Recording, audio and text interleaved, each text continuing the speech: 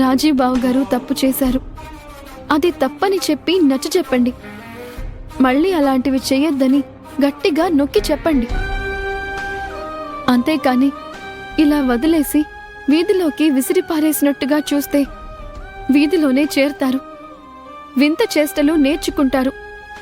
ఒక తల్లిగా మీ కొడుకు మీకు దక్కాలంటే, మీ మాట విని మారాలంటే మీరే దగ్గరుండి పట్టించుకోవాలి. అంతేకాని ఇలా వదిలేకండి. అవసరమైతే 4 తిట్టండి, ఇంకా అవసరమైతే 2 కొట్టండి. తల్లిగా మీకా హక్కు ఎప్పటికీ ఉంటుంది.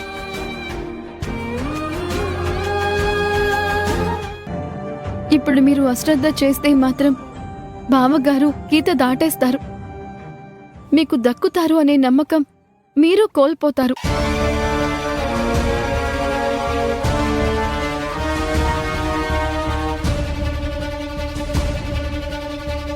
ఇంకేమీ ఆలోచించకుండా వెళ్ళండి అత్తయ్య.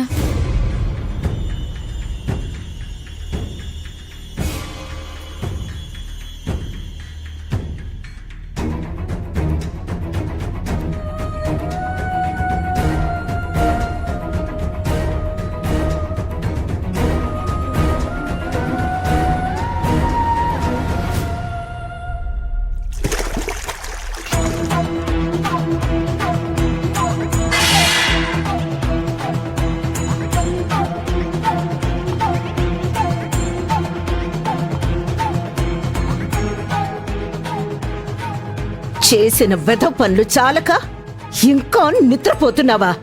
నిన్ను ఇలా కాదురా.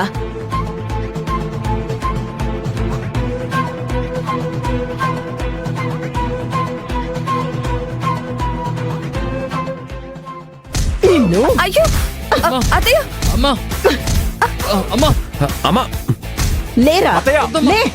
అమ్మా అమ్మా అమ్మా అమ్మా ఏంటమ్మా ఇది? ట్రీట్మెంట్ రా, ట్రీట్మెంట్. ఇప్పుడు నీకు ఇవ్వాల్సిన ట్రీట్మెంట్ ఇదే.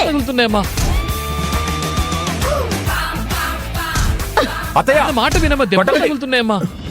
ఎందుకమ్మా నన్ను ఇలా కొడుతున్నావు? పిచ్చి పిచ్చి పనులు, చెత్త చెత్త అలవాట్లు చేసుకుంటూ ఉంటే చూస్తూ ఊరుకోమంటావా? ఏమంటున్నావమ్మా? నాకేం అర్థం కావట్లేదు.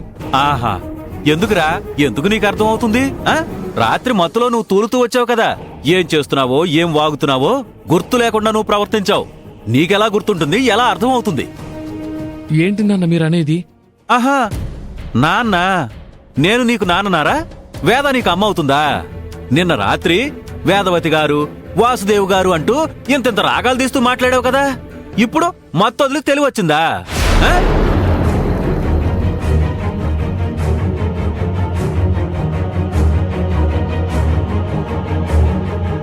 చెప్పరా, ఇప్పుడు చెప్పు.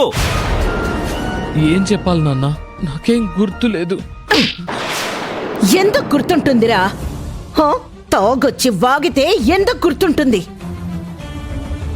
అసలు ఎందుకు ఇలా చేశావు? ఎందుకురా ఇలా చేశావు? మరేం చేయమంటారు?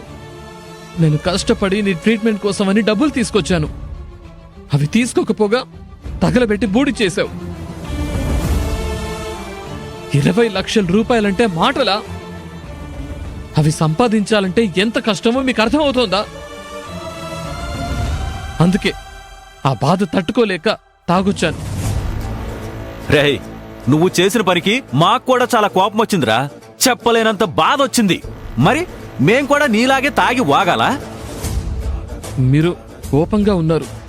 బ్రతిమిలాడినా మొత్తుకున్నా నా మాట విన్నారా? రంకెలేస్తూ మీదకు దూకారు. ఇంకేం చేయమంటారు నన్ను? ఏం చేయమంటారా? మేమెందుకు కోపంగా ఉన్నామనేది తెలీదానికో? నువ్వేం చేస్తే నాకు కోపం వచ్చిందో గుర్తులేదా? మా కోపం వస్తే నువ్వు బ్రతిమిలాడాలి, మేం వినం. అంత మాత్రాన ఊరి మీదకి వెళ్తావా?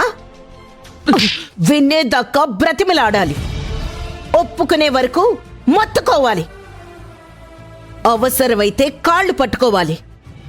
అంతేకాని తప్ప తాగి తూలుతూ వస్తే నోటికొచ్చింది వాగుతూ ఉంటే చూస్తూ ఊరుకుంటావనుకున్నావా? ఊరుకుంటావనుకున్నావా? నువ్వన్న మాటలు నీ గుర్తులేకపోవచ్చు, కానీ అవి అందరి గుండెల్ని చీల్చినంత పని చేశాయి. మన దగ్గర డబ్బులు లేకపోయినా అనుబంధాలు చెడిపోలేదు బావగారు.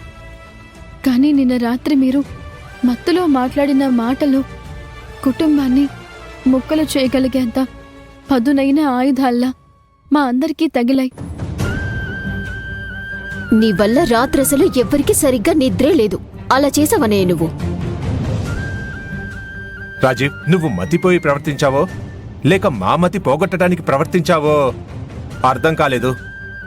నిన్న రాత్రి నిన్ను చూసి అంత భయపడ్డాం.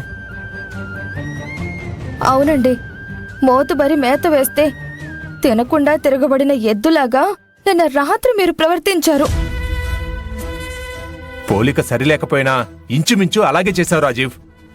నా వల్ల ఇంత జరిగిందా? నా కుటుంబం మొత్తం ఇబ్బంది పడ్డారా? ఛ! ఇలాంటి తప్పు మళ్ళీ చెయ్యను.